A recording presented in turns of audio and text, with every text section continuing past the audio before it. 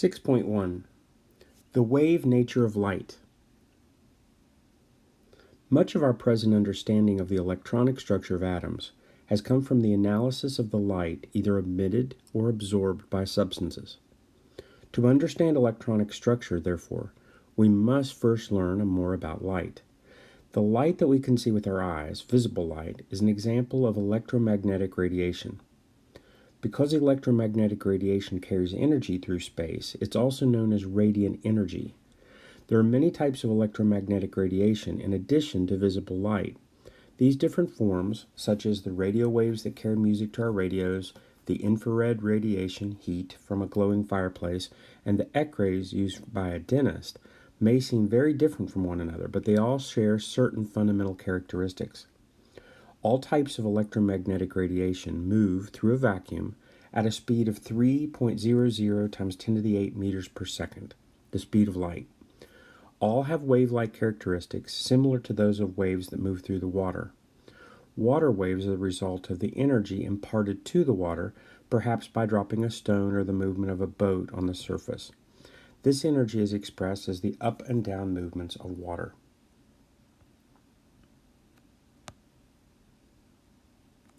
The cross-section of a water wave, figure 6.2, shows that it is a periodic, which means that the pattern peaks and troughs repeats itself at regular intervals. The distance between two adjacent peaks, or between two adjacent troughs, is called a wavelength. The number of complete wavelengths, or cycles, that pass through a given point each second is the frequency of the wave. We can measure the frequency of a water wave by counting the number of times per second that a cork bobbing up and down in the water moves through a complete cycle of upward and downward motion. Figure 6.3 Characteristics of electromagnetic waves. Radiant energy have characteristics. It consists of electromagnetic waves. Notice that the shorter the wavelength, lambda, the higher the frequency, nu.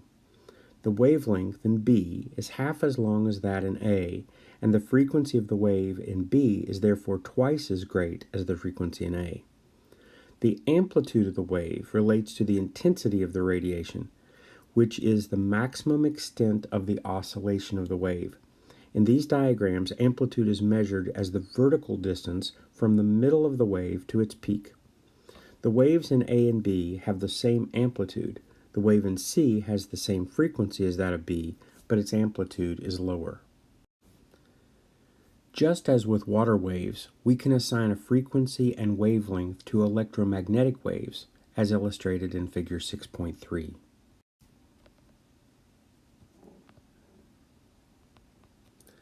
These and all other wave characteristics of electromagnetic radiation are due to the periodic oscillation in the intensities of the electric and magnetic fields associated with the radiation. The speed of the water waves can vary depending upon how they are created. For example, the waves produced by a speedboat travel faster than those produced by a rowboat. In contrast, all electromagnetic radiation moves at the same speed, namely the speed of light. As a result, the wavelength and frequency of electromagnetic radiation are always related in a straightforward way.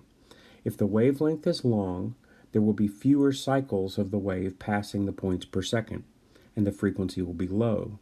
Conversely, for a wave to have a higher frequency, the wave must have a short wavelength. That is, the distance between peaks of the waves is small. This inverse relationship between the frequency and the wavelength of electromagnetic radiation can be expressed by the equation 6.1, speed of light equals lambda nu, where c is the speed of light, lambda is the wavelength, and nu is the frequency.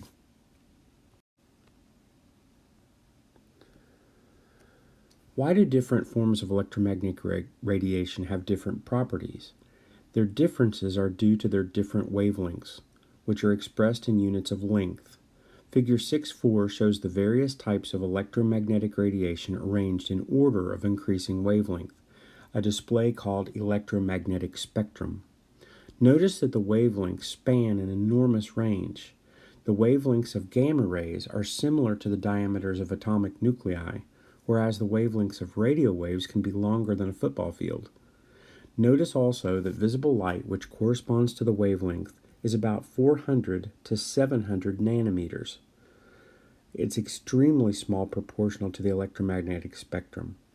We can see light because of the chemical reactions it triggers in our eyes. The unit of length normally chosen to express wavelength depends on the type of radiation, as shown in Table 6.1. Frequency is expressed in cycles per second, also called a hertz. Because it's understood that cycles are involved, the units of frequency are normally given as simply per second, which is denoted by seconds to the negative 1 or divided by seconds. For example, a frequency of 820 kilohertz, a typical frequency for an AM radio station, could be written as 820 kilohertz, 820,000 hertz, or 820,000 cycles per second, or 820,000 divided by second.